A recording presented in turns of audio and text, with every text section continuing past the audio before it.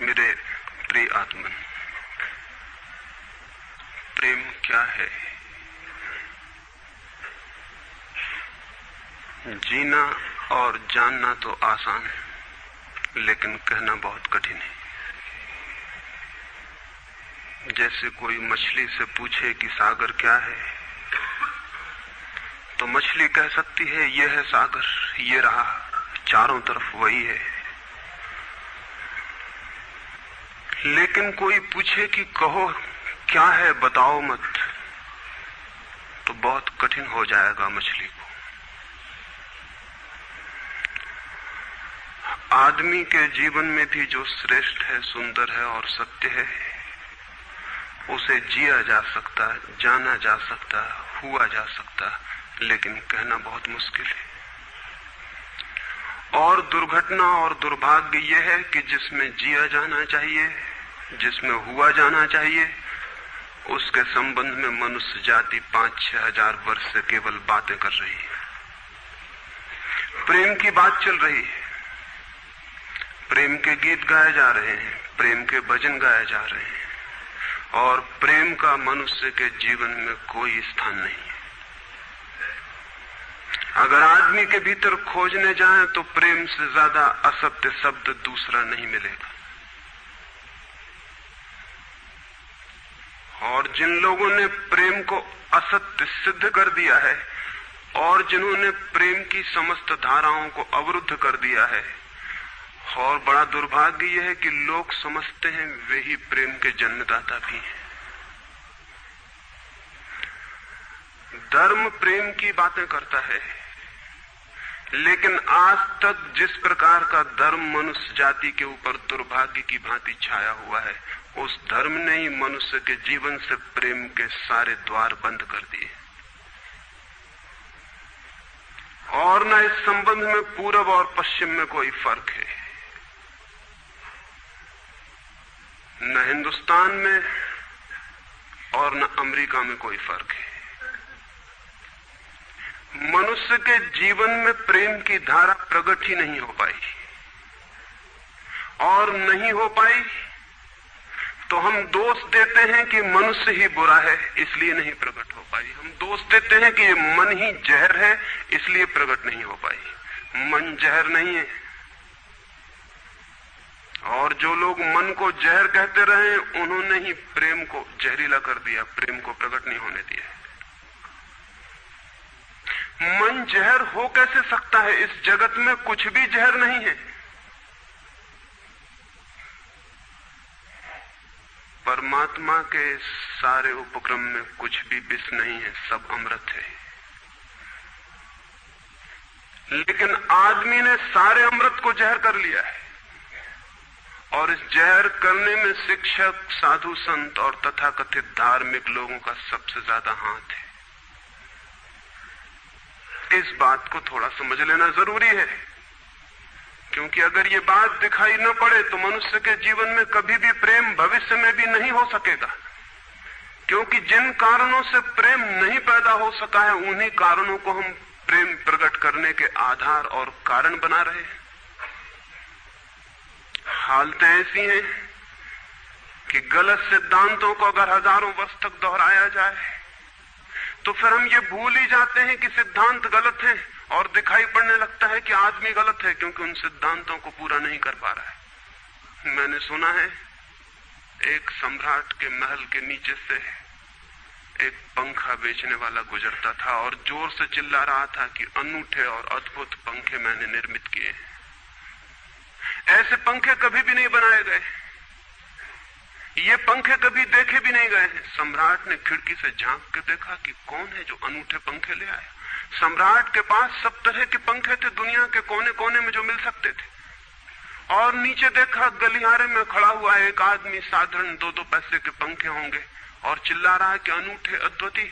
उस आदमी को ऊपर बुलाया और पूछा कि इन पंखों में क्या खूबी है, दाम क्या है इन पंखों के। उस पंखे वाले ने कहा कि महाराज, दाम ज्यादा नहीं है, पंखे को देखते हुए दाम बहुत कम है, सिर्फ 100 रुपए का पंखा है। सम्राट ने कहा 100 रुपए? ये 2 पैसे का पंखा जो बाजार में जगह जगह मिलता है, 100 रुपए दाम, क्या है इसकी खूबी?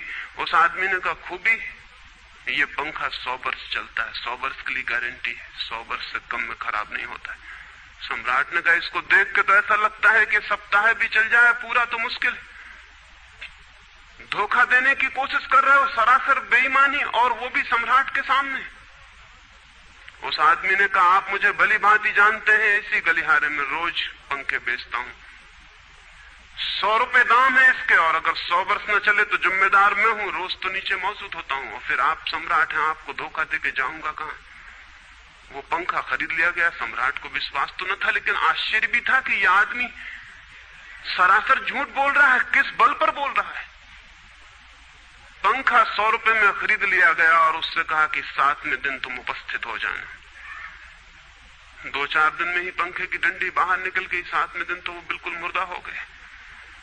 लेकिन सम्राट ने सोचा कि शायद पंखे वाला आएगा नहीं, लेकिन ठीक समय पर 7वें दिन वो पंखे वाला हाजिर हो गया। उसने कहा कहो महाराज। उन्होंने कहा कहना नहीं है, ये पंखा पड़ा हुआ है टूटा हुआ, ये 7 दिन में ये गति हो गई, तुम कहते 100 वर्ष चलेगा। पागल हो या धोखेबाज क्या हो। उस आदमी ने कहा कि मालूम होता है आपको पंखा जलना नहीं आता है। पंखा तो 100 वर्ष चलता ही, पंखा तो गारंटीड है, आप पंखा जलते कैसे थे। सम्राट ने कहा और भी सुनो, अब मुझे ये भी सीखना पड़ेगा कि पंखा कैसे किया जाता है। उस आदमी ने कहा कृपा करके बताइए कि इस पंखे की गति 7 दिन में ऐसी कैसे बना दी आपने, किस भांति पंखा किया। सम्राट ने पंखा उठा के करके दिखाया कि इस भांति मैंने पंखा किया है। उस आदमी ने कहा समझ गया, भूल, इस तरह पंखा नहीं किया जाता। सम्राट ने कहा और क्या रास्ता है पंखा जलने का। उस आदमी ने कहा पंखा पकड़िए सामने और सिर को हिलाइए। पंखा 100 वर्ष चलेगा, आप समाप्त हो जाएंगे लेकिन पंखा बचेगा। पंखा गलत नहीं है, आपके जलने का ढंग गलत है। यह आदमी पैदा हुआ है 5-6 हजार या 10 हजार वर्ष की संस्कृति का, यह आदमी फल है, लेकिन संस्कृति गलत नहीं है, यह आदमी गलत है। आदमी मरता जा रहा है रोज, और संस्कृति की दुहाई चलती चली जाती है कि महान संस्कृति, महान धर्म, महान सब कुछ, और उसका ये फल है। आदमी उसी संस्कृति से गुजरा है और ये परिणाम है उसका। लेकिन नहीं, आदमी गलत है और आदमी को बदलना चाहिए अपने को। और कोई कहने की हिम्मत नहीं उठाता कि कहीं ऐसा तो नहीं है कि 10,000 वर्षों में जो संस्कृति और धर्म आदमी को प्रेम से नहीं भर पाए, वो संस्कृति और धर्म गलत हो। और अगर 10,000 वर्षों में आदमी प्रेम से नहीं भर पाया, तो आगे कोई संभावना है इसी धर्म और इसी संस्कृति के आधार पर कि आदमी कभी प्रेम से भर जाए। 10,000 वर्षों में जो नहीं हो पाया, वो आगे भी 10,000 वर्षों में होने वाला नहीं है, क्योंकि आदमी यही है, कल भी यही होगा। आदमी हमेशा से यही है और हमेशा यही होगा। और संस्कृति और धर्म जिनके हम नारे दिए चले जाते हैं, संतों और महात्माओं की जिनकी दुहाइयां दिए चले जाते हैं, सोचने के लिए हम तैयार नहीं कि कहीं हमारा बुनियादी चिंतन की दिशा ही तो गलत नहीं है।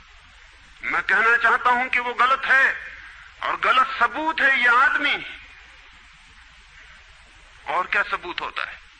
एक बीज को हम बोएं और फल जहरीले और कड़वे हों, तो क्या सब सिद्ध होता है? सिद्ध होता है कि वो बीज जहरीला और कड़वा रहा होगा। हालांकि बीज में पता लगाना मुश्किल है कि उससे जो फल पैदा होंगे वो कड़वे पैदा होंगे। बीज में कुछ खोजबीन नहीं की जा सकती। बीज को तोड़ो फोड़ो, कोई पता नहीं चल सकता कि इससे जो फल पैदा होंगे वो कड़वे होंगे। बीज को वो 100 वर्ष लग जाएंगे, वृक्ष होगा, बड़ा होगा, आकाश में फैलेगा, तब फल आएंगे और तब पता चलेगा कि वे कड़वे। 10,000 वर्ष में संस्कृति और धर्म के जो बीज बोए गए हैं, ये आदमी उसका फल है और ये कड़वा है और घृणा से भरा हुआ है। लेकिन उसी की दुहाई दिए चले जाते हैं हम और सोचते हैं उससे प्रेम हो जाएगा। मैं आपसे कहना चाहता हूं उससे प्रेम नहीं हो सकता है, क्योंकि प्रेम के पैदा होने की जो बुनियादी संभावना है, धर्मों ने उसकी ही हत्या कर दी है और उसमें ही जहर घोल दिया है। मनुष्य से भी ज्यादा प्रेम पशुओं और पक्षियों में और पौधों में दिखाई पड़ता है, जिनके पास न कोई संस्कृति है न कोई धर्म है। संस्कृत और सुसंस्कृत और सभ्य मनुष्यों की बजाय असभ्य और जंगल के आदमी में ज्यादा प्रेम दिखाई पड़ता है, जिसके पास न कोई विकसित धर्म है, न कोई सभ्यता है, न कोई संस्कृति है। जितना आदमी सभ्य, सुसंस्कृत और तथाकथित धर्मों के प्रभाव में मंदिरों और चर्चों में प्रार्थना करने लगता, उतना ही प्रेम से शून्य क्यों होता चला जाता? जरूर कुछ कारण है, और दो कारणों पर मैं विचार करना चाहता हूं। अगर वे ख्याल में आ जाएं तो प्रेम के अवरुद्ध स्रोत टूट सकते हैं और प्रेम की गंगा बह सकती है। वो हर आदमी के भीतर है, उसे कहीं से लाना नहीं है। प्रेम कोई ऐसी बात नहीं है कि कहीं खोजने जाना है उसे, वो है, वो प्राणों की प्यास है हर एक के भीतर, वो प्राणों की सुगंध है प्रत्येक के भीतर, लेकिन चारों तरफ से परकोटा है उसके और वो प्रकट नहीं हो पाती।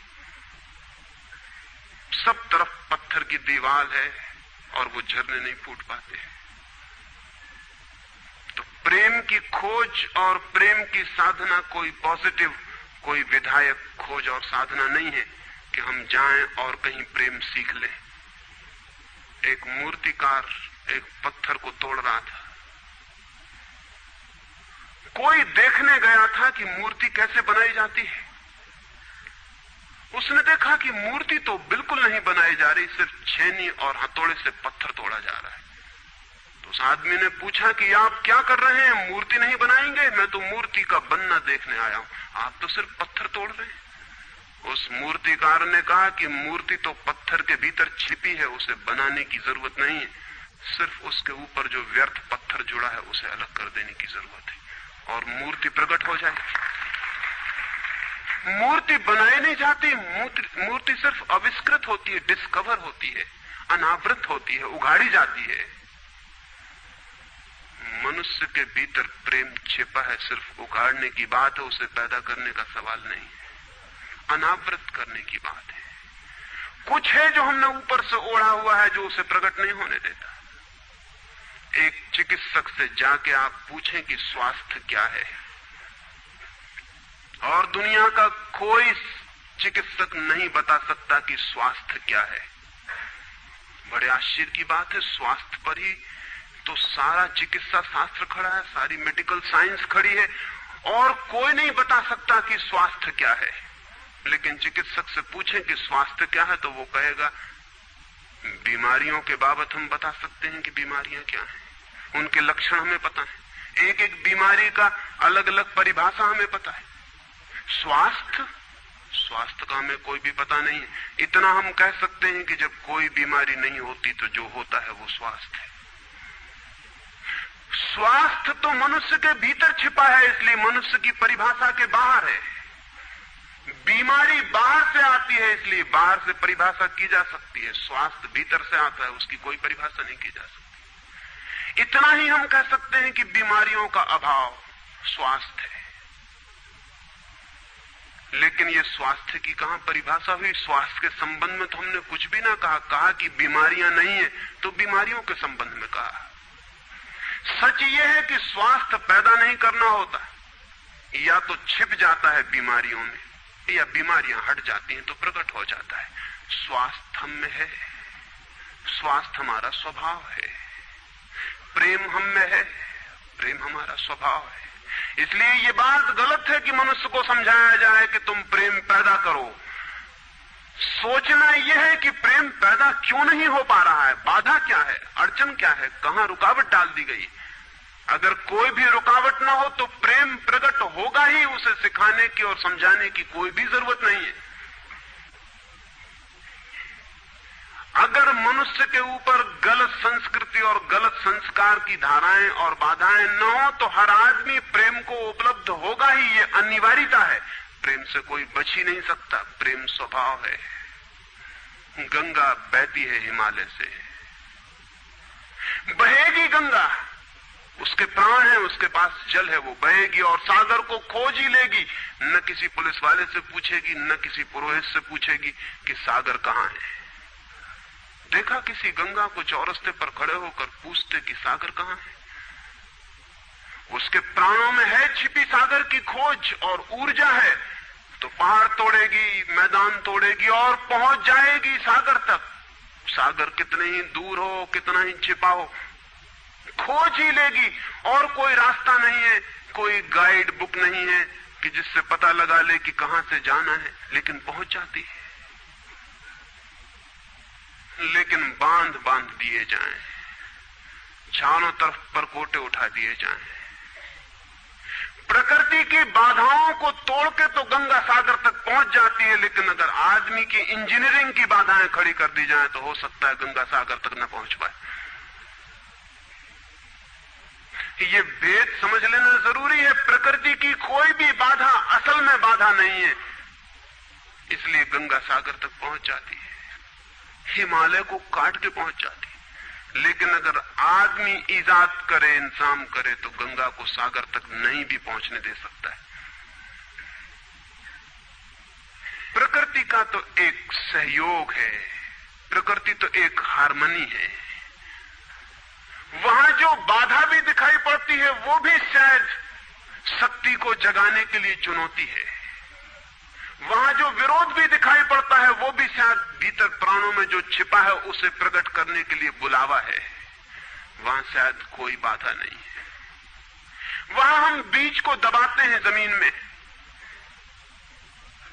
दिखाई पड़ता है कि जमीन की एक परत बीज के ऊपर पड़ी है, बाधा दे रही, लेकिन वो बाधा नहीं दे रही। अगर वो परत ना होगी तो बीज अंकुरित भी नहीं हो पाएगा। ऐसे दिखाई पड़ता है कि एक परत जमीन की बीज को नीचे दबा रही है, लेकिन वो परत दबा इसलिए रही है ताकि बीज दबे, गले और टूट जाए और अंकुर बन जाए।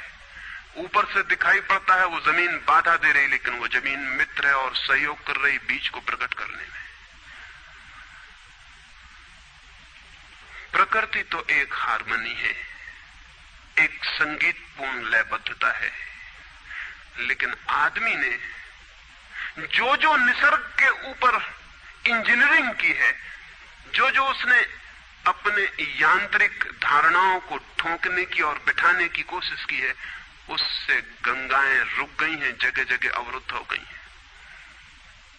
और फिर आदमी को दोष दिया जाता है। किसी बीज को दोष देने की जरूरत नहीं है। अगर वो पौधा न बन पाए तो हम कहेंगे कि जमीन नहीं मिली होगी, ठीक, पानी नहीं मिला होगा, ठीक, सूरज की रोशनी नहीं मिली होगी, ठीक, लेकिन आदमी के जीवन में खिल न पाए फूल प्रेम का तो हम कहते हैं तुम हो जिम्मेवार।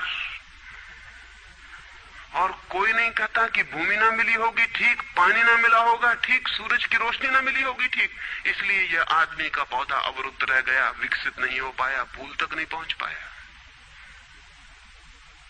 मैं आपसे कहना चाहता हूं कि बुनियादी बाधाएं आदमी ने खड़ी की हैं। प्रेम की गंगा तो बह सकती है और परमात्मा के सागर तक पहुंच सकती है। आदमी बना उसलिए है कि वो बहे और प्रेम बहे और परमात्मा तक पहुंच जाए, लेकिन हमने कौन सी बाधाएं खड़ी कर दी? पहली बात, आज तक मनुष्य की सारी संस्कृतियों ने सेक्स का, काम का, वासना का विरोध किया है। इस विरोध ने मनुष्य के भीतर प्रेम के जन्म की संभावना तोड़ दी, नष्ट कर दी। इस निषेध ने, क्योंकि सच्चाई यह है कि प्रेम की सारी यात्रा का प्राथमिक बिंदु काम है, सेक्स है। प्रेम की यात्रा का जन्म गंगोत्री, जहां से गंगा पैदा होगी प्रेम की, वो सेक्स है, वो काम है। और उसके सब दुश्मन है, सारी संस्कृतियां और सारे धर्म और सारे गुरु और सारे महात्मा। तो गंगोत्री पर ही चोट कर दी, वहीं रोक दिया। पाप है काम, अधम है काम, जहर है काम। और हमने सोचा भी नहीं कि काम की ऊर्जा ही, सेक्स एनर्जी ही अंततः प्रेम में परिवर्तित होती और रूपांतरित होती। प्रेम का जो विकास है वो काम की शक्ति का ही ट्रांसफॉर्मेशन है, वो उसी का रूपांतरण है। एक कोयला पड़ा हो और आपको ख्याल भी नहीं आएगा कि कोयला ही रूपांतरित होकर हीरा बन जाता है। हीरे और कोयले में बुनियादी रूप से कोई भी फर्क नहीं है। हीरे में भी वही तत्व हैं जो कोयले में है, और कोयला हजारों वर्ष की प्रक्रिया से गुजर के हीरा बन जाता है। लेकिन कोयले की कोई कीमत नहीं है। उसे कोई घर में रखता भी है तो ऐसी जगह जहां दिखाई न पड़े, और हीरे को लोग छातियों पर लटका के घूमते कि वो दिखाई पड़े। और हीरा और कोयला एक ही है, लेकिन कोई दिखाई नहीं पड़ता कि इन दोनों के बीच अंतर संबंध है, एक यात्रा है। कोयले की शक्ति ही हीरा बनती है, और अगर आप कोयले के दुश्मन हो गए, जो कि हो जाना बिल्कुल आसान है क्योंकि कोयले में कुछ भी नहीं दिखाई पड़ता, तो हीरे के पैदा होने की संभावना भी समाप्त हो गई, क्योंकि कोयला ही हीरा बन सकता था। सेक्स की शक्ति ही, काम की शक्ति ही प्रेम बनती है, लेकिन उसके विरोध में सारे दुश्मन हैं उसके। अच्छे आदमी उसके दुश्मन, और उसके विरोध ने प्रेम के अंकुर भी नहीं फूटने दिए, और जमीन से, प्रथम से, पहली सीढ़ी से नष्ट कर दिया भवन को। फिर वो हीरा नहीं बन पाता कोयला, क्योंकि उसके बनने के लिए जो स्वीकृति चाहिए, जो उसका विकास चाहिए, जो उसको रूपांतरित करने की प्रक्रिया चाहिए, उसका सवाल ही नहीं उठता। जिसके हम दुश्मन हो गए, जिसके हम शत्रु हो गए, जिससे हमारी द्वंद्व की स्थिति बन गई और जिससे हम निरंतर लड़ने लगे, अपनी ही शक्ति से आदमी को लड़ा दिया गया है, सेक्स की शक्ति से आदमी को लड़ा दिया गया है। और शिक्षाएं दी जाती हैं कि द्वंद्व छोड़ना चाहिए, कॉन्फ्लिक्ट छोड़नी चाहिए, लड़ना नहीं चाहिए। और सारी शिक्षाएं बुनियाद में सिखा रही हैं कि लड़ो, मन जहर है तो मन से लड़ो, जहर से तो लड़ना पड़ेगा। सेक्स पाप है तो उससे लड़ो। और ऊपर से कहा जा रहा है कि द्वंद्व छोड़ो। जिन शिक्षाओं के आधार पर मनुष्य द्वंद्व से भर रहा है, वही शिक्षाएं दूसरी तरफ कह रही हैं कि द्वंद्व छोड़ो।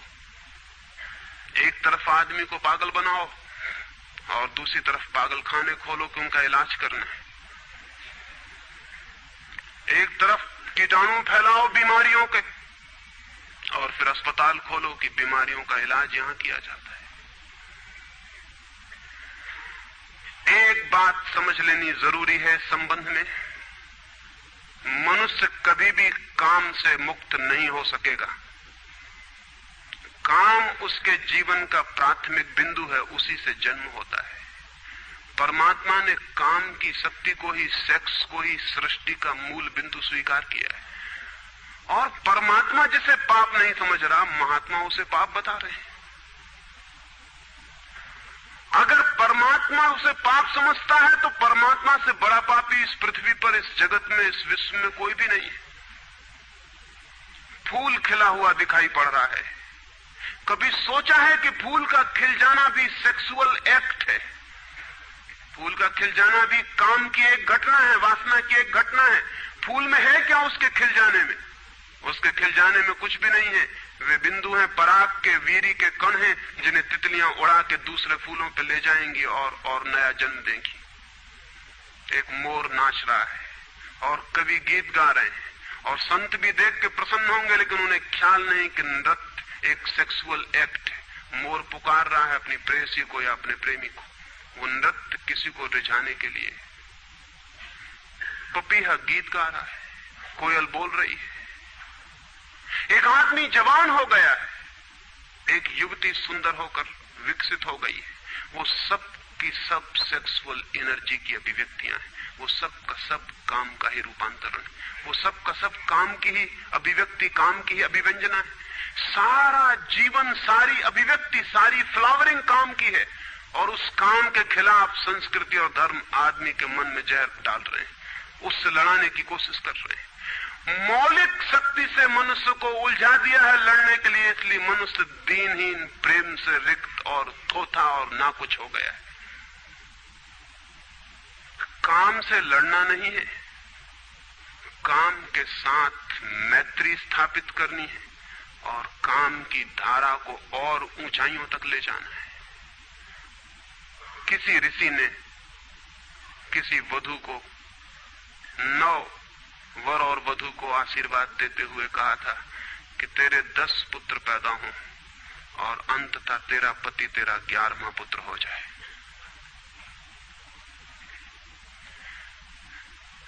वासना रूपांतरित हो तो पत्नी मां बन सकती है, वासना रूपांतरित हो तो काम प्रेम बन सकता है, लेकिन काम ही प्रेम बनता है। काम की ऊर्जा ही प्रेम की ऊर्जा में विकसित होती है, फलित होती है। लेकिन हमने मनुष्य को भर दिया है काम के विरोध में। इसका परिणाम यह हुआ कि प्रेम तो पैदा नहीं हो सका, क्योंकि वो तो आगे का विकास था, काम की स्वीकृति से आता।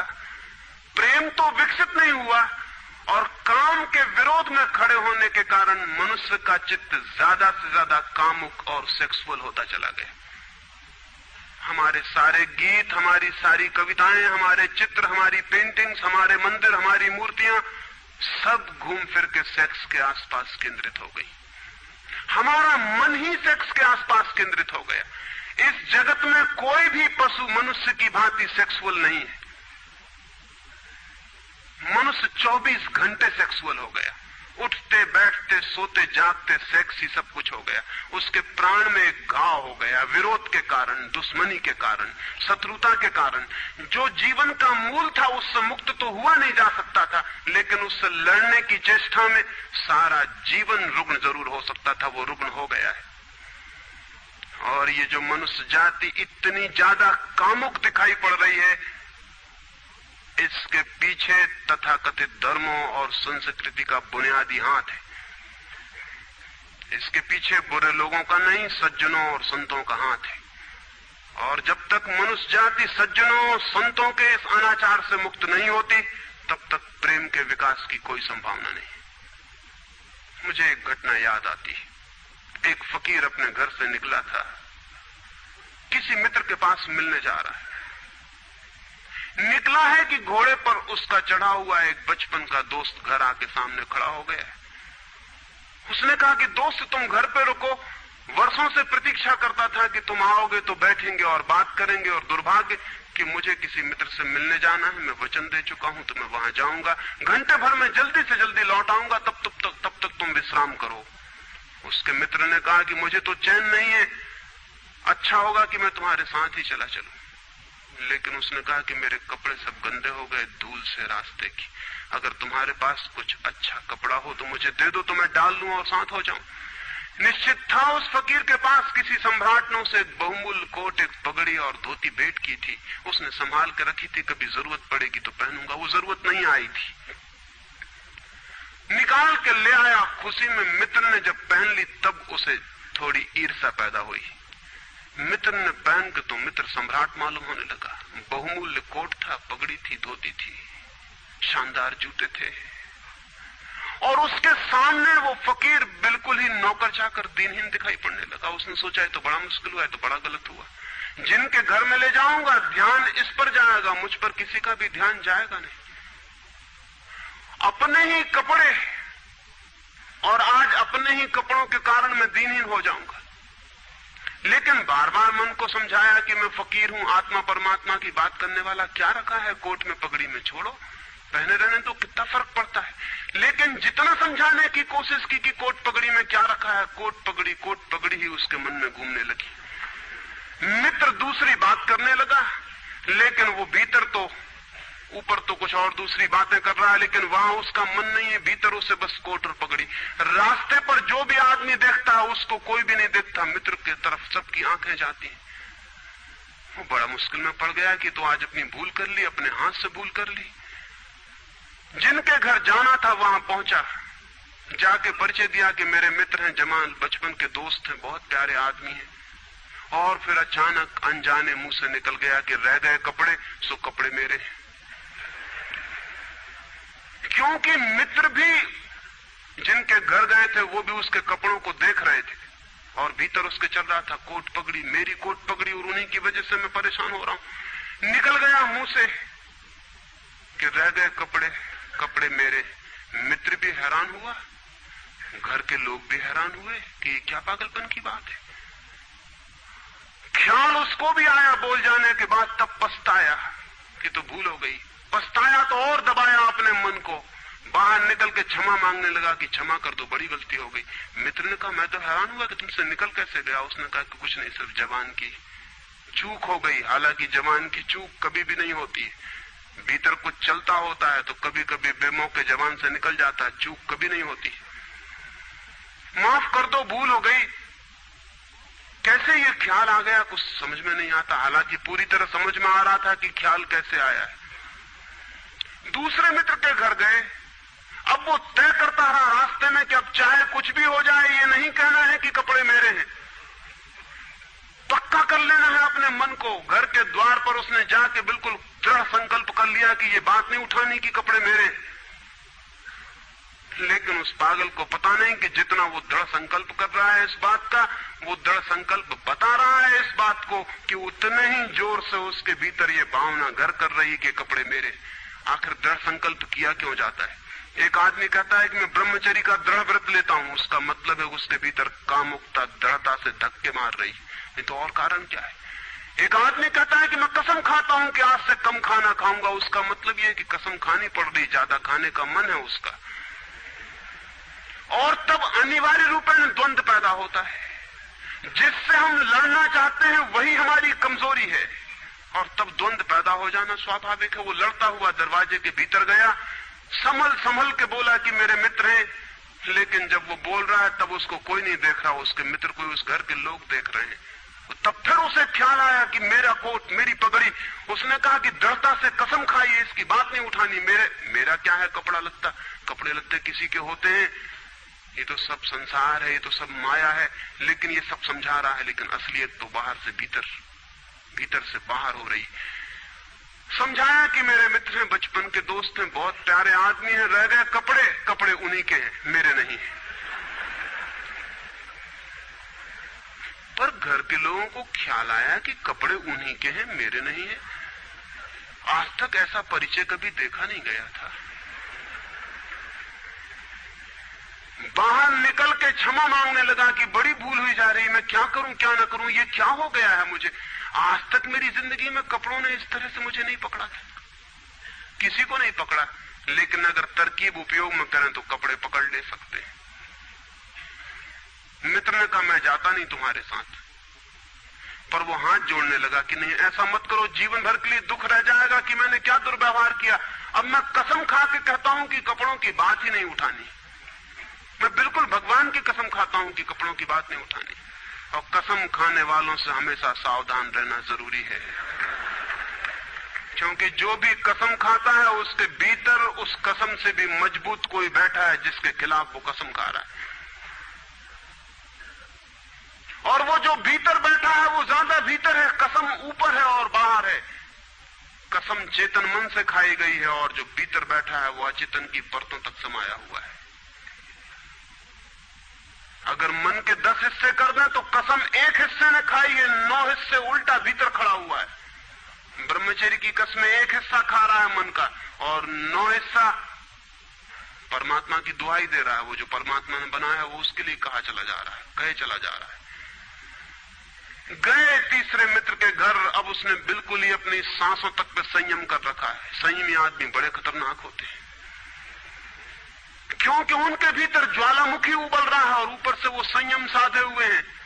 और इस बात को स्मरण रखना कि जिस चीज को साधना पड़ता है, साधने में इतना श्रम लग जाता है कि साधना पूरे वक्त हो नहीं सकती, फिर शिथिल होना पड़ेगा, विश्राम करना पड़ेगा। अगर मैं जोर से मुट्ठी बांध लूं तो कितनी देर बांधे रख सकता हूं? 24 घंटे। जितने जोर से बांधूंगा उतने ही जल्दी थक जाऊंगा और मुट्ठी खुल जाएगी। जिस चीज में भी श्रम करना पड़ता है, जितना ज्यादा श्रम करना पड़ता है उतने जल्दी थकान आ जाती, शक्ति खत्म हो जाती और उल्टा होना शुरू हो जाता। मुट्ठी बांधी जितने जोर से उतने ही जल्दी मुट्ठी खुल जाएगी। मुट्ठी खुली रखी जा सकती है 24 घंटे, लेकिन बांध के नहीं रखी जा सकती है। जिस काम में श्रम पड़ता है उस काम को आप जीवन नहीं बना सकते, कभी सहज नहीं हो सकता वो काम। श्रम पड़ेगा, फिर विश्राम का वक्त आएगा ही। इसलिए जितना सदा हुआ संत होता है उतना ही खतरनाक आदमी होता है, क्योंकि उसका विश्राम का वक्त आएगा। 24 घंटे में घंटे भर को उसे शिथिल होना पड़ेगा, उसी बीच दुनिया भर के पाप उसके भीतर खड़े हो जाएंगे, नरक सामने आ जाएगा। तो उसने बिल्कुल ही अपने को सांस रोक लिया और कहा कि अब कसम खाता हूं कि इन कपड़ों की बात ही नहीं उठानी। लेकिन आप सोच लें उसकी हालत, अगर आप थोड़े बहुत भी धार्मिक आदमी होंगे तो आपको अपने अनुभव से भी पता चल सकता है कि उसकी क्या हालत हुई होगी। अगर आपने कसम खाई हो, व्रत लिए हो, संकल्प साधे हो, तो आपको भली भांति पता होगा कि भीतर क्या हालत हो जाती है। भीतर गया, उसके माथे से पसीना चू रहा है, इतना श्रम पड़ रहा है। मित्र डरा हुआ है उसके पसीने को देखकर कि वो उसकी सब नसें खिंची हुई हैं। वो बोल रहा है एक एक शब्द कि मेरे मित्र हैं, बड़े पुराने दोस्त हैं, बहुत अच्छे आदमी हैं। और एक क्षण को वो रुका, जैसे भीतर से कोई जोर का धक्का आया हो और सब बह गया, बाढ़ आ गई और सब बह गया। और उसने कह गया, रह गए कपड़े की बात, तो मैंने कसम खा ली है कि कपड़े की बात ही नहीं करनी।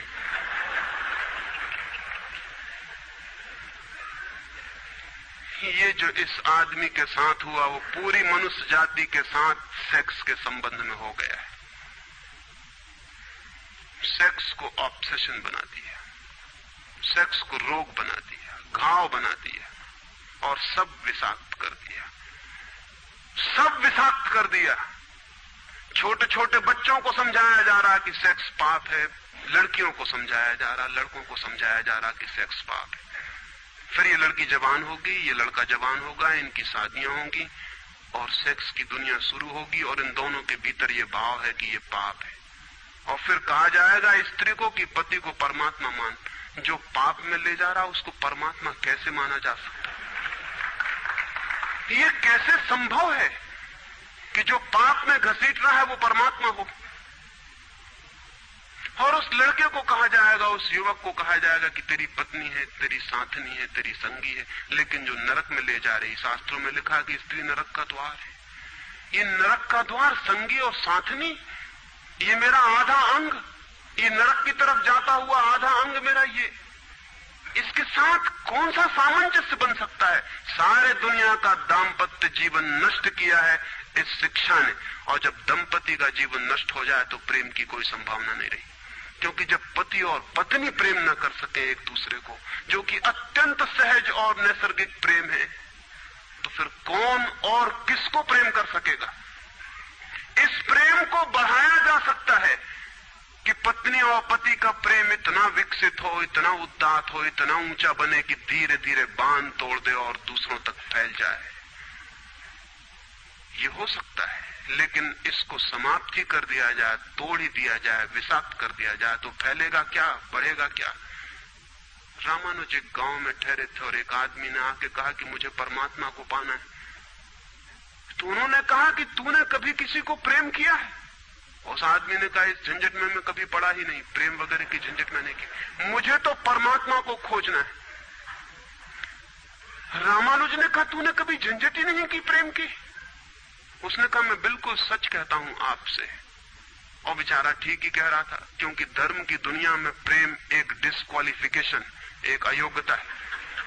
तो उसने सोचा कि अगर मैं कहूं किसी को प्रेम किया तो वो कहेंगे भी प्रेम प्रेम छोड़, ये राग वाग छोड़, अभी अगर पहले इन सबको छोड़ के आ तब इधर आना। तो उस बेचारे ने किया भी हो तो वो कहता गया कि मैंने नहीं किया, नहीं किया। ऐसा कौन आदमी होगा जिसने थोड़ा बहुत प्रेम नहीं किया हो? रामानुज ने तीसरी बार पूछा कि तू कुछ तो बता, थोड़ा बहुत भी, कभी भी किसी को? उसने कहा, माफ करिए, आप क्यों बात बात वही बात पूछे चले जा रहे हैं? मैंने प्रेम की तरफ आंख उठा के नहीं देखा, मुझे तो परमात्मा को खोजना है। तो रामानुज ने कहा, मुझे क्षमा कर, तू कहीं और खोज, क्योंकि मेरा अनुभव यह है कि अगर तूने किसी को प्रेम किया हो तो उस प्रेम को फिर इतना बड़ा जरूर किया जा सकता है कि वो परमात्मा तक पहुंच जाए। लेकिन अगर तूने प्रेम ही नहीं किया तो तेरे पास कुछ है ही नहीं जिसको बड़ा किया जा सके। बीज ही नहीं है तेरे पास जो वृक्ष बन सके।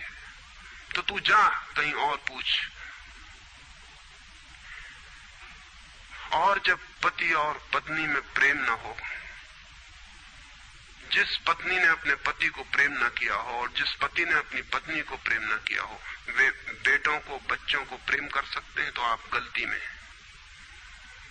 पत्नी उसी मात्रा में बेटे को प्रेम करेगी जिस मात्रा में उसने अपने पति को प्रेम किया है, क्योंकि ये बेटा पति का ही फल है, उसका ही प्रतिफलन है, उसका ही रिफ्लेक्शन है। ये इस बेटे के प्रति जो प्रेम होने वाला है वो उतना ही होगा जितना उसने पति को चाहा और प्रेम किया हो। ये पति की ही मूर्ति है जो फिर नई होकर वापस लौट आई है। अगर पति के प्रति प्रेम नहीं है तो बेटे के प्रति प्रेम सच्चा कभी भी नहीं हो सकता। और अगर बेटे को प्रेम नहीं किया गया, पालना पोसना और बड़ा कर देना प्रेम नहीं है, तो बेटा मां को कैसे प्रेम कर सकता है, बाप को कैसे प्रेम कर सकता है? वो जो यूनिट है जीवन का परिवार, वो विषाक्त हो गया है सेक्स को दूषित कहने से, कंडेम करने से, निंदित करने से, और परिवार ही फैलकर पूरा जगत है, पूरा विश्व है। और फिर हम कहते हैं कि प्रेम बिल्कुल दिखाई नहीं पड़ता। प्रेम कैसे दिखाई पड़ेगा? हालांकि हर आदमी कहता है कि मैं प्रेम करता हूं, मां कहती है, पत्नी कहती है, बाप कहता है, भाई कहता है, बहन कहती है, मित्र कहते हैं कि हम प्रेम करते हैं। सारी दुनिया में हर आदमी कहता है कि हम प्रेम करते हैं, और दुनिया में इकट्ठा देखो तो प्रेम कहीं दिखाई ही नहीं पड़ता। इतने लोग अगर प्रेम करते हैं तो दुनिया में तो प्रेम की वर्षा हो जानी चाहिए थी, प्रेम के फूल ही फूल खिल जाने चाहिए थे, प्रेम के दिए ही दिए जल जाते, घर घर प्रेम का दिया होता तो दुनिया में इकट्ठी इतनी रोशनी होती प्रेम की। लेकिन वहां तो घृणा की रोशनी दिखाई पड़ती है, क्रोध की रोशनी दिखाई पड़ती है, युद्धों की रोशनी दिखाई पड़ती, प्रेम का तो कोई पता नहीं चलता। झूठी है ये बात, और ये झूठ जब तक हम मानते चले जाएंगे तब तक सत्य की दिशा में खोज भी नहीं हो सकती। कोई किसी को प्रेम नहीं कर रहा है, और जब तक काम के निसर्ग को परिपूर्ण आत्मा से स्वीकृति नहीं मिलती तब तक कोई किसी को प्रेम कर भी नहीं सकता है। मैं आपसे कहना चाहता हूं कि काम दिव्य है, डिवाइन है। सेक्स की शक्ति परमात्मा की शक्ति है, ईश्वर की शक्ति है। इसीलिए तो उससे ऊर्जा पैदा होती है और नया जीवन विकसित होता है। वही तो सबसे रहस्यपूर्ण शक्ति है, वही तो सबसे ज्यादा मिस्टीरियस फोर्स है। उससे दुश्मनी छोड़ दें। अगर आप चाहते हैं कि कभी आपके जीवन में प्रेम की वर्षा हो जाए, उससे दुश्मनी छोड़ दें, उसे आनंद से स्वीकार करें, उसकी पवित्रता को स्वीकार करें, उसकी धन्यता को स्वीकार करें, और खोजें उसमें और गहरे, तो आप हैरान हो जाएंगे। जितनी पवित्रता से काम की स्वीकृति होगी उतना ही काम पवित्र होता चला जाता है, और जितनी अपवित्रता और पाप की दृष्टि से काम से विरोध होगा, काम उतना ही पापपूर्ण और कुरूप होता चला जाता है। जब कोई अपनी पत्नी के पास ऐसे जाए जैसे कोई मंदिर के पास जाता है, जब कोई पत्नी अपने पति के पास ऐसे जाए जैसे सच में कोई परमात्मा के पास जाता है, क्योंकि जब दो प्रेमी काम से निकट आते हैं, जब वे संभोग से गुजरते हैं, तब सच में ही वे परमात्मा के मंदिर के निकट से गुजर रहे हैं। वहीं परमात्मा काम कर रहा है उनकी उस निकटता में, वहीं परमात्मा की सृजन शक्ति काम कर रही है। और मेरी अपनी दृष्टि यह है कि मनुष्य को समाधि का, ध्यान का जो पहला अनुभव मिला हो कभी भी मनुष्य के इतिहास में, तो वो संभोग के क्षण में मिला है और कभी नहीं। संभोग के क्षण में ही पहली बार ये स्मरण आया है आदमी को कि इतने आनंद की वर्षा हो सकती है। और जिन्होंने सोचा, जिन्होंने मेडिटेट किया, जिन लोगों ने काम के संबंध पर और मैथुन पर चिंतन किया और ध्यान किया, उन्हें यह दिखाई पड़ा कि काम के क्षण में, मैथुन के क्षण में, संभोग के क्षण में मन विचारों से शून्य हो जाता है। एक क्षण को मन के सारे विचार रुक जाते हैं, और वो विचारों का रुक जाना और वो मन का ठहर जाना ही आनंद की वर्षा का कारण होता है। तब उन्हें सीक्रेट मिल गया, राज मिल गया कि अगर मन को विचारों से मुक्त किया जा सके किसी और विधि से भी, तो भी इतना ही आनंद मिल सकता है। और तब समाधि और योग की सारी व्यवस्थाएं विकसित हुई, जिनमें ध्यान और सामायिक और मेडिटेशन और प्रेयर, इनकी सारी व्यवस्थाएं विकसित हुई। इन सब के मूल में संभोग का अनुभव है। और फिर मनुष्य को अनुभव हुआ कि बिना संभोग में जाए भी चित्त शून्य हो सकता है, और जो रस की अनुभूति संभोग में हुई थी वो बिना संभोग के भी बरस सकती है। फिर संभोग क्षणिक हो सकता है, क्योंकि शक्ति और ऊर्जा का वो निकास और बहाव है, लेकिन ध्यान सतत हो सकता है। तो मैं आपसे कहना चाहता हूं कि एक युगल संभोग के क्षण में जिस आनंद को अनुभव करता है, एक योगी 24 घंटे उस आनंद को अनुभव करने लगता है। लेकिन इन दोनों आनंदों में बुनियादी विरोध नहीं है, और इसलिए जिन्होंने कहा कि विषयानंद और ब्रह्मानंद भाई भाई हैं, उन्होंने जरूर सत्य कहा है। वे सहोदर हैं, एक ही उदर से पैदा हुए हैं, एक ही अनुभव से विकसित हुए, उन्होंने निश्चित ही सत्य कहा है।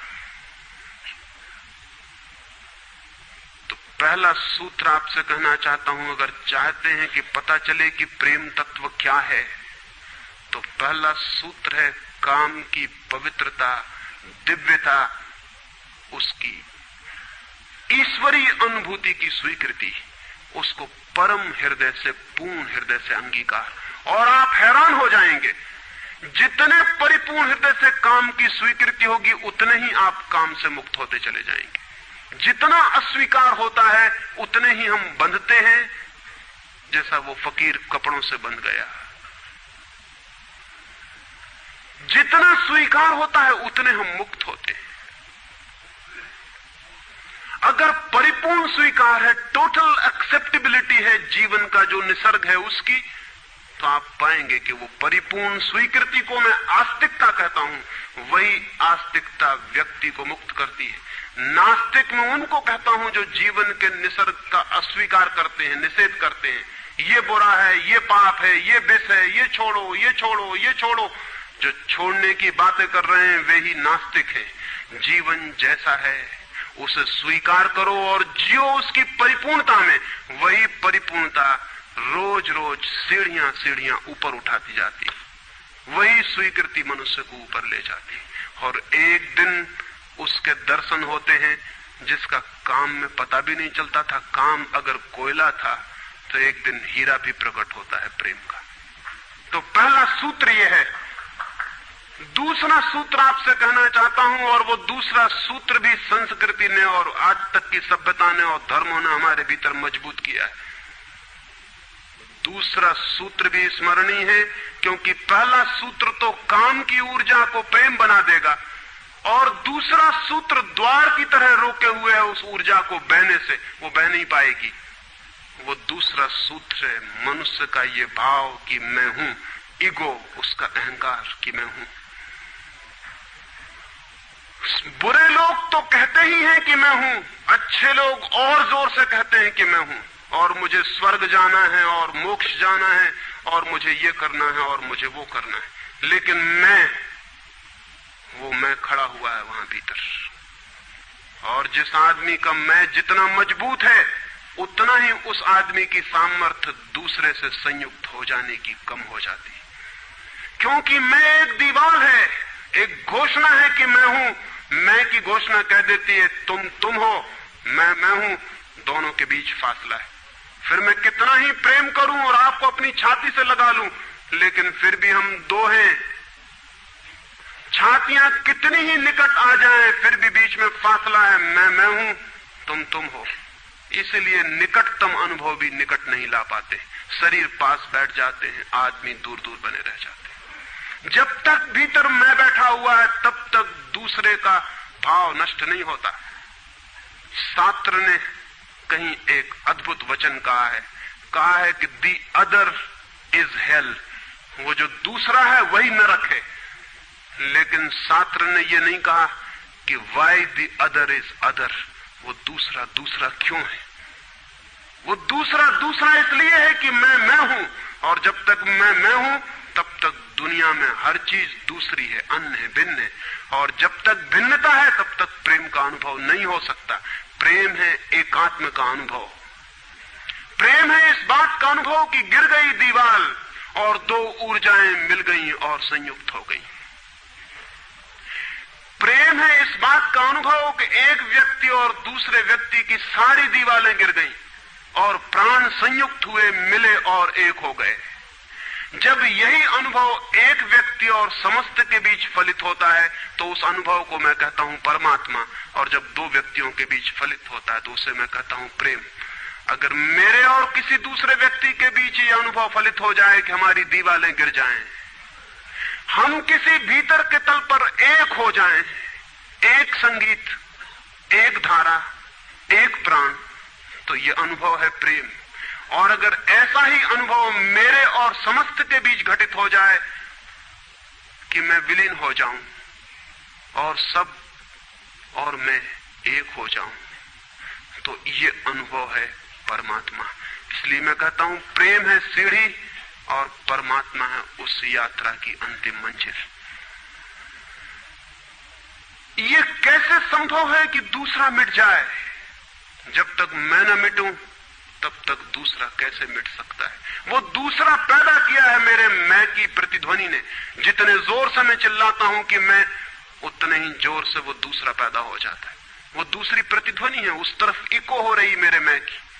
और ये अहंकार, ये ईगो द्वार पर दीवार बन के खड़ी है। और मैं है क्या? कभी सोचा आपने कि ये मैं है क्या? आपका हाथ है मैं, आपका पैर है, आपका मस्तिष्क है, आपका हृदय है, क्या है आपका मैं? अगर आप एक क्षण भी शांत हो के भीतर खोजने जाएंगे कि कहां है मैं, कौन सी चीज है मैं, तो आप एकदम हैरान रह जाएंगे। भीतर कोई मैं खोजे से मिलने को नहीं। जितना गहरा खोजेंगे उतना ही पाएंगे भीतर एक सन्नाटा और शून्य है। वहां कोई आई नहीं, वहां कोई मैं नहीं, वहां कोई ईगो नहीं। एक भिक्षु नागसेन को एक सम्राट मिलिंद ने निमंत्रण दिया था कि तुम आओ दरबार में। तो जो राजदूत गया था निमंत्रण देने, उसने नागसेन को कहा कि भिक्षु नागसेन, आपको बुलाया है सम्राट मिलिंद ने, मैं निमंत्रण देने आया हूं। तो नागसेन कहने लगा मैं चलूंगा जरूर, लेकिन एक बात विनय कर दूं, पहले ही कह दूं कि भिक्षु नागसेन जैसा कोई है नहीं। ये केवल एक नाम है, काम चलाऊ नाम है। आप कहते हैं तो मैं चलूंगा जरूर, लेकिन ऐसा कोई आदमी कहीं है नहीं। राजदूत ने जाके सम्राट को कह दिया कि बड़ा अजीब आदमी है वो कहने लगा कि मैं चलूंगा जरूर, लेकिन ध्यान रहे कि भिक्षु नागसेन जैसा कहीं कोई है नहीं, ये केवल एक काम चलाऊ नाम है। सम्राट ने कहा अजीब सी बात है, जब वो कहता है मैं चलूंगा, आएगा वो आया भी रथ पर बैठकर। सम्राट ने द्वार पर स्वागत किया और कहा भिक्षु नागसेन हम स्वागत करते हैं आपका। वो हंसने लगा, उसने कहा कि स्वागत स्वीकार करता हूं, लेकिन स्मरण रहे भिक्षु नागसेन जैसा कोई है नहीं। सम्राट कहने लगा बड़ी पहेली की बातें करते हैं आप। अगर आप नहीं हैं तो कौन है? कौन आया है यहां? कौन स्वीकार कर रहा है स्वागत? कौन दे रहा है उत्तर? नागसेन मुड़ा और उसने कहा कि देखते हैं सम्राट मिलिंद, ये रथ खड़ा है जिस पर मैं आया। सम्राट ने कहा ये रथ है। तो भिक्षु नागसेन पूछने लगा घोड़ों को निकाल के अलग कर लिया जाए। घोड़े अलग कर लिए गए और उसने पूछा सम्राट से ये घोड़े रथ हैं? सम्राट ने कहा घोड़े कैसे रथ हो सकते हैं? घोड़े अलग कर दिए गए। सामने के डंडे जिनसे घोड़े बंधे थे खिंचवा लिए गए। उसने पूछा कि ये रथ हैं? सिर्फ दो डंडे कैसे रथ हो सकते हैं? डंडे अलग कर दिए गए। चाक निकलवा लिए और कहा ये रथ है? सम्राट ने कहा ये चाक है, ये रथ नहीं है। और एक एक अंग रथ का निकलता चला गया और एक एक अंग पर सम्राट को कहना पड़ा कि नहीं ये रथ नहीं है। फिर आखिर पीछे शून्य बच गया, वहां कुछ भी न बचा। भिक्षु नागसेन पूछने लगा रथ कहां है अब? रथ कहां है अब? और जितनी चीजें मैंने निकाली तुमने कहा ये भी रथ नहीं, ये भी रथ नहीं, ये भी रथ नहीं, अब रथ कहां है? तो सम्राट चौंक के खड़ा रह गया। रथ पीछे बचा भी नहीं था और जो चीजें निकल गई थी उनमें कोई रथ था भी नहीं। तो वो भिक्षु कहने लगा समझे आप, रथ एक जोड़ था, रथ कुछ चीजों का संग्रह मात्र था। रथ का अपना होना नहीं है कोई, ईगो नहीं है कोई। रथ एक जोड़ है। आप खोजे कहां है आपका मैं, और आप पाएंगे कि अनंत शक्तियों के एक जोड़ है। मैं कहीं भी नहीं है। और एक एक अंग आप सोचते चले जाएं तो एक एक अंग समाप्त होता चला जाता है। फिर पीछे शून्य रह जाता है। उसी शून्य से प्रेम का जन्म होता है, क्योंकि वो शून्य आप नहीं है, वो शून्य परमात्मा है। एक गांव में एक आदमी ने मछलियों की एक दुकान खोली थी, बड़ी दुकान थी। उस गांव में पहली दुकान थी, तो उसने एक बहुत खूबसूरत तख्ती बनवाई और उस पर लिखाया फ्रेश फिश सोल्ड हियर, यहां ताजी मछलियां बेची जाती। पहले दिन दुकान खुली और एक आदमी आया और कहने लगा फ्रेश फिश सोल्ड हियर, ताजी मछलियां, कहीं बासी मछलियां भी बेची जाती हैं? ताजी लिखने की क्या जरूरत? दुकानदार ने सोचा कि बात तो ठीक है, इससे और व्यर्थ बासे का भी ख्याल पैदा होता है। उसने फ्रेश अलग कर दिया, ताजा अलग कर दिया। तख्ती रह गई फिश सोल्ड हियर, मछलियां बेची जाती हैं, मछलियां यहां बेची जाती। दूसरे दिन एक बूढ़ी औरत आई और उसने कहा कि मछलियां यहां बेची जाती हैं, सोल्ड हियर, कहीं और कहीं भी बेचते हो? उस आदमी ने कहा यह हियर बिल्कुल फिजूल है। उसने तख्ती पर एक शब्द और अलग कर दिया, रह गया फिश सोल्ड। तीसरे दिन एक आदमी आया, वो कहने लगा फिश सोल्ड, मछलियां बेची जाती हैं, मुफ्त भी देते हो क्या? आदमी ने कहा ये सोल्ड भी बेकार, उस सोल्ड को भी अलग कर दिया। अब रह गई वहां तख्ती फिश। एक बुढ़ा आया और कहने लगा फिश, अंधे को भी मील भर दूर से बांस मिल जाती है, ये तख्ती काहे के लिए लटकाई हुई है यहां? फिश भी चली गई, खाली तख्ती रह गई वहां। और एक आदमी आया और उसने कहा ये तख्ती किस लिए लगाई है, इससे दुकान पे आड़ पड़ती। वो तख्ती भी चली गई, वहां कुछ भी नहीं रह गया। इलिमिनेशन होता गया, एक एक चीज हटती चली गई, पीछे जो शेष रह गया शून्य। उस शून्य से प्रेम का जन्म होता है, क्योंकि उस शून्य में दूसरे के शून्य से मिलने की क्षमता है। सिर्फ शून्य ही शून्य से मिल सकता है और कोई नहीं। दो शून्य मिल सकते हैं, दो व्यक्ति नहीं, दो इंडिविजुअल नहीं मिल सकते, दो वैक्यूम, दो एम्प्टीनेस मिल सकते हैं, क्योंकि बाधा आप कोई भी नहीं, शून्य की कोई दीवार नहीं होती और हर चीज की दीवार होती है।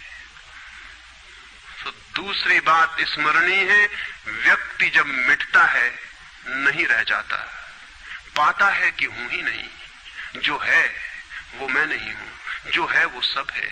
तब द्वार गिरता है, दीवार टूटती है और तब वो गंगा बहती है जो भीतर छिपी है और तैयार है। वो शून्य की प्रतीक्षा कर रही कि कोई शून्य हो जाए तो उससे बह उठूं। हम एक कुआं खोदते हैं, पानी भीतर है, पानी कहीं से लाना नहीं होता, लेकिन बीच में मिट्टी पत्थर पड़े हैं, उनको निकाल के बाहर कर देते हैं। करते क्या है हम? करते हैं हम एक शून्य बनाते हैं, एक खाली जगह बनाते हैं, एक एम्प्टीनेस बनाते हैं। कुआं खोदने का मतलब है खाली जगह बनाना, ताकि खाली जगह में जो भीतर छिपा हुआ पानी है वो प्रकट होने के लिए जगह पा जाए, स्पेस पा जाए। वो भीतर है, उसको जगह चाहिए प्रकट होने को, जगह नहीं मिल रही। भरा हुआ है कुआं मिट्टी पत्थर से, मिट्टी पत्थर हमने अलग कर दिए, वो पानी उबल के बाहर आ गया। आदमी के भीतर प्रेम भरा हुआ है, स्पेस चाहिए, जगह चाहिए जहां वो प्रकट हो जाए। और हम भरे हुए हैं अपने मैं से। हर आदमी चिल्लाया चला जा रहा है मैं, और स्मरण रखें जब तक आपकी आत्मा चिल्लाती है मैं, तब तक आप मिट्टी पत्थर से भरे हुए कुएं हैं। आपके कुएं में प्रेम के झरने नहीं फूटेंगे, नहीं फूट सकते। मैंने सुना है एक बहुत पुराना वृक्ष था, आकाश में सम्राट की तरह उसके हाथ फैले हुए थे। उस पर फूल आते थे तो दूर दूर से पक्षी सुगंध लेने आते हैं, उस पर फल लगते थे तो तितलियां उड़ती। उसकी छाया, उसके फैले हाथ, हवाओं में उसका वो खड़ा रूप आकाश में बड़ा सुंदर था। एक छोटा बच्चा उसकी छाया में रोज खेलने आता था। उस बड़े वृक्ष को उस छोटे बच्चे से प्रेम हो गया। बड़ों को छोटों से प्रेम हो सकता है अगर बड़ों को पता ना हो कि हम बड़े हैं। वृक्ष को कोई पता नहीं था कि मैं बड़ा हूं, ये पता सिर्फ आदमी को होता है, इसलिए उसका प्रेम हो गया। अहंकार हमेशा अपने से बड़ों को प्रेम करने की कोशिश करता है। अहंकार हमेशा अपने से बड़ों से संबंध जोड़ता है। प्रेम के लिए कोई बड़ा छोटा नहीं, जो आ जाए उसी से संबंध जुड़ जाता है। वो एक छोटा सा बच्चा खेलता आता था उस वृक्ष के पास, उस वृक्ष का उससे प्रेम हो गया, लेकिन वृक्ष की शाखाएं ऊपर थी, बच्चा छोटा था, तो वृक्ष अपनी शाखाएं उसके लिए नीचे झुका था ताकि वो फल तोड़ सके, फूल तोड़ सके। प्रेम हमेशा झुकने को राजी है, अहंकार कभी भी झुकने को राजी नहीं। अहंकार के पास जाएंगे तो अहंकार के हाथ और ऊपर उठ जाएंगे ताकि आप उन्हें छू ना सके, क्योंकि जिसे छू लिया जाए वो छोटा आदमी है, जिसे न छुआ जा सके, दूर सिंहासन पर दिल्ली में हो, वो आदमी बड़ा आदमी है। वो वृक्ष के शाखाएं नीचे झुकाती जब वो बच्चा खेलता हुआ आता, और जब बच्चा उसके फूल तोड़ लेता तो वृक्ष बहुत खुश होता, उसके प्राण आनंद से भर जाते। प्रेम जब भी कुछ दे पाता है तब खुश हो जाता है, अहंकार जब भी कुछ ले पाता है तभी खुश होता है। फिर वो बच्चा बड़ा होने लगा, वो कभी उसकी छाया में सोता, कभी उसके फल खाता, कभी उसके फूलों का ताज बना के पहनता और जंगल का सम्राट हो जाता है। प्रेम के फूल जिसके पास भी बरसते हैं वही सम्राट हो जाता है, और जहां भी अहंकार गिरता है वहीं सब अंधकार हो जाता है, आदमी दीन और दरिद्र हो जाता है। वो लड़का फूलों का ताज पहनता और नाचता, और वृक्ष बहुत खुश होता, उसके प्राण आनंद से भर जाते, हवाएं सनसनाती और वो गीत गाता है। फिर लड़का और बड़ा हुआ, वो वृक्ष के ऊपर भी चढ़ने लगा, उसकी शाखाओं से झूलने भी लगा, वो उसकी शाखाओं पर विश्राम भी करता, और वृक्ष बहुत आनंदित होता। प्रेम आनंदित होता है जब प्रेम किसी के लिए छाया बन जाता है। अहंकार आनंदित होता है जब किसी की छाया छीन लेता है। लेकिन लड़का बड़ा होता चला गया, दिन बढ़ते चले गए। जब लड़का बड़ा हो गया तो उसे और दूसरे काम भी दुनिया में आ गए, महत्वाकांक्षाएं आ गई, उसे परीक्षाएं पास करनी थी, उसे मित्रों को जीतना था। वो फिर कभी कभी आता, कभी नहीं भी आता, लेकिन वृक्ष उसकी प्रतीक्षा करता कि वो आए, वो आए। उसके सारे प्राण पुकारते कि आओ आओ। प्रेम निरंतर प्रतीक्षा करता है कि आओ आओ। प्रेम एक प्रतीक्षा है, एक अवेटिंग है, लेकिन वो कभी आता कभी नहीं आता, तो वृक्ष उदास हो जाता है। प्रेम की एक ही उदासी है, जब वो बांट नहीं पाता तो उदास हो जाता है, जब वो दे नहीं पाता तो उदास हो जाता है। और प्रेम की एक ही धन्यता है कि जब वो बांट देता है, लुटा देता है, तो आनंदित हो जाता है। फिर लड़का और बड़ा होता चला गया, और वृक्ष के पास आने के दिन कम होते चले गए। जो आदमी जितना बड़ा होता चला जाता है महत्वाकांक्षा के जगत में, प्रेम के निकट आने की सुविधा उतनी ही कम होती चली जाती है। उस लड़के की एम्बिशन, महत्वाकांक्षा बढ़ रही थी, कहां वृक्ष, कहां जाना। फिर एक दिन वहां से निकलता था तो वृक्ष ने उसे कहा, सुनो। हवाओं में उसकी आवाज गूंजी कि सुनो, तुम आते नहीं, मैं प्रतीक्षा करता हूं, मैं तुम्हारे लिए प्रतीक्षा, राह करता हूं, राह देखता हूं, बाट जोता हूं। उस लड़के ने कहा, क्या है तुम्हारे पास जो मैं आऊं? मुझे रुपए चाहिए। हमेशा अहंकार पूछता है कि क्या है तुम्हारे पास जो मैं आऊं। अहंकार मांगता है कि कुछ हो तो मैं आऊं, न कुछ हो तो आने की कोई जरूरत नहीं। अहंकार एक प्रयोजन है, एक पर्पस है। प्रयोजन पूरा होता हो तो मैं आऊं, अगर कोई प्रयोजन न हो तो आने की जरूरत क्या है। और प्रेम निष्प्रयोजन है, प्रेम का कोई प्रयोजन नहीं। प्रेम अपने में ही अपना प्रयोजन है, वो बिल्कुल पर्पसलेस है। वृक्ष तो चौंक गया, उसने कहा कि तुम तभी आओगे जब मैं कुछ तुम्हें दे सकूं। मैं तुम्हें सब दे सकता हूं, क्योंकि प्रेम कुछ भी रोकना नहीं चाहता। जो रोक ले वो प्रेम नहीं है। अहंकार रोकता है, प्रेम तो बेशर्त दे देता है। लेकिन रुपए मेरे पास नहीं है। ये रुपए तो सिर्फ आदमी की इजाद है, वृक्षों ने ये बीमारी नहीं पाली है। उस वृक्ष ने कहा, इसलिए तो हम इतने आनंदित होते हैं, इतने फूल खिलते हैं, इतने फल लगते हैं, इतनी बड़ी छाया होती है, हम इतना नाचते हैं आकाश में, हम इतने गीत गाते हैं, पक्षी हम पर आते हैं और संगीत का कलरव करते हैं, क्योंकि हमारे पास रुपए नहीं है। जिस दिन हमारे पास भी रुपए हो जाएंगे, हम भी आदमी जैसे दीनहीन मंदिरों में बैठ के सुनेंगे कि शांति कैसे पाई जाए, प्रेम कैसा पाया जाए। नहीं नहीं, हमारे पास रुपए नहीं है। तो उसने कहा फिर मैं क्या हूं तुम्हारे पास, जहां रुपए हैं मुझे वहां जाना पड़ेगा, मुझे रुपयों की जरूरत है। अहंकार रुपया मांगता है क्योंकि रुपया शक्ति है, अहंकार शक्ति मांगता है। उस वृक्ष ने बहुत सोचा, फिर उसे ख्याल आया तो तुम एक काम करो, मेरे सारे फलों को तोड़ के ले जाओ और बेच दो तो शायद रुपए मिल जाएं।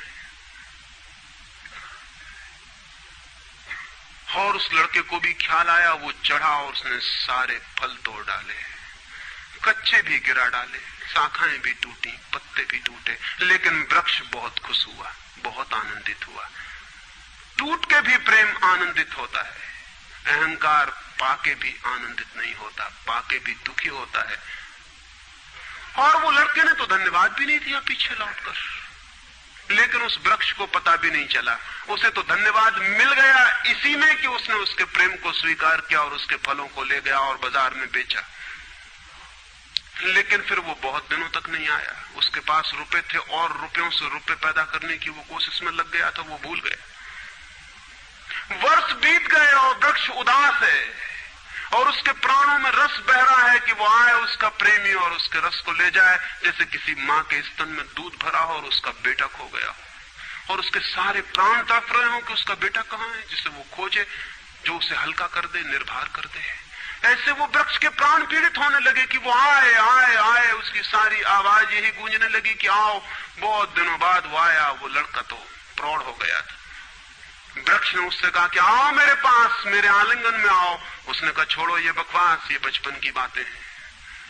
अहंकार प्रेम को पागलपन समझता है, बचपन की बातें समझता है। उस वृक्ष ने कहा आओ मेरी डालियों से झूलो, नाचो। उसने कहा छोड़ो ये फिजूल की बातें, मुझे एक मकान बनाना है। मकान दे सकते हो तुम? वृक्ष ने कहा मकान? हम तो बिना मकान के ही रहते हैं, मकान में तो सिर्फ आदमी रहता है। दुनिया में और कोई मकान में नहीं रहता, सिर्फ आदमी रहता है। सो देखते हो आदमी की हालत, मकान में रहने वाले आदमी की हालत। उसके मकान जितने बड़े होते जाते हैं, आदमी उतना छोटा होता चला जाता है। हम तो बिना मकान के रहते हैं। लेकिन एक बात हो सकती है कि तुम मेरी शाखाओं को काट के ले जाओ तो शायद तुम मकान बना लो। और वो प्रौढ़ कुल्हाड़ी लेकर आ गया और उसने उस वृक्ष की शाखाएं काट डाली। वृक्ष एक ठूंठ रह गया नंगा, लेकिन वृक्ष बहुत आनंदित था। प्रेम सदा आनंदित है, चाहे उसके अंग भी कट जाएं, लेकिन कोई ले जाए, कोई ले जाए, कोई बांट ले, कोई सम्मिलित हो जाए, साझीदार हो जाए। और उस लड़के ने तो पीछे लौट के भी नहीं देखा, उसने मकान बना लिया। और वक्त गुजरता गया, वो ठूंठ रहा देखता, वो चिल्लाना चाहता, लेकिन अब उसके पास पत्ते भी नहीं थे, शाखाएं भी नहीं थी, हवाएं आती और वो बोल भी ना पाता, बुला भी ना पाता। लेकिन उसके प्राणों में तो एक ही गूंज थी कि आओ आओ। और बहुत दिन बीत गए, तब वो बूढ़ा आदमी हो गया था। वो बच्चा, वो निकल रहा था पास से, वृक्ष के पास आके खड़ा हो गया। तो वृक्ष ने पूछा क्या कर सकता हूं और मैं तुम्हारे लिए, तुम बहुत दिनों बाद आए। उसने कहा तुम क्या कर सकोगे, मुझे दूर देश जाना है धन कमाने के लिए, मुझे एक नाव की जरूरत है। तो उसने कहा तुम मुझे और काट लो तो मेरी इस पीड़ से नाव बन जाएगी और मैं बहुत धन्य होऊंगा कि मैं तुम्हारी नाव बन सकूं और तुम्हें दूर देश ले जा सकूं। लेकिन तुम जल्दी लौट आना और सकुशल लौट आना, मैं तुम्हारी प्रतीक्षा करूंगा। और उसने आरे से उस वृक्ष को काट डाला। तब वो एक छोटा सा ठूंठ रह गया और वो दूर यात्रा पर निकल गया। और वो ठूंठ भी प्रतीक्षा करता रहा कि वो आए आए, लेकिन अब उसके पास कुछ भी नहीं देने को। शायद वो नहीं आएगा, क्योंकि अहंकार वहीं आता है जहां कुछ पाने को है। अहंकार वहां नहीं जाता जहां कुछ पाने को नहीं। मैं उस ठूंठ के पास एक रात मेहमान हुआ था, तो वो ठूंठ मुझसे बोला कि वो मेरा मित्र अब तक नहीं आया और मुझे बड़ी पीड़ा होती, कहीं नाव डूब न गई हो, कहीं वो भटक ना गया हो, कहीं किसी दूसरे किनारे पर विदेश में कहीं भूल ना गया हो, कहीं वो डूब ना गया हो, कहीं वो समाप्त ना हो गया हो। एक खबर मुझे भर कोई ला दे, अब मैं मरने के करीब हूं, एक खबर भर आ जाए कि वो सकुशल है, फिर कोई बात नहीं, फिर सब ठीक है। अब तो मेरे पास देने को कुछ भी नहीं है, इसलिए बुलाऊं भी तो शायद वो नहीं आएगा, क्योंकि वो लेने की ही भाषा समझता है। अहंकार लेने की भाषा समझता है, प्रेम देने की भाषा है। इससे ज्यादा और कुछ मैं नहीं कहूंगा।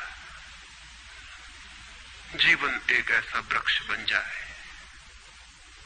और उस वृक्ष की शाखाएं अनंत तक फैल जाएं, सब उसकी छाया में हो और सब तक उसकी बाह फैल जाए, तो पता चल सकता है कि प्रेम क्या है। प्रेम का कोई शास्त्र नहीं है, न कोई परिभाषा है, न प्रेम का कोई सिद्धांत है।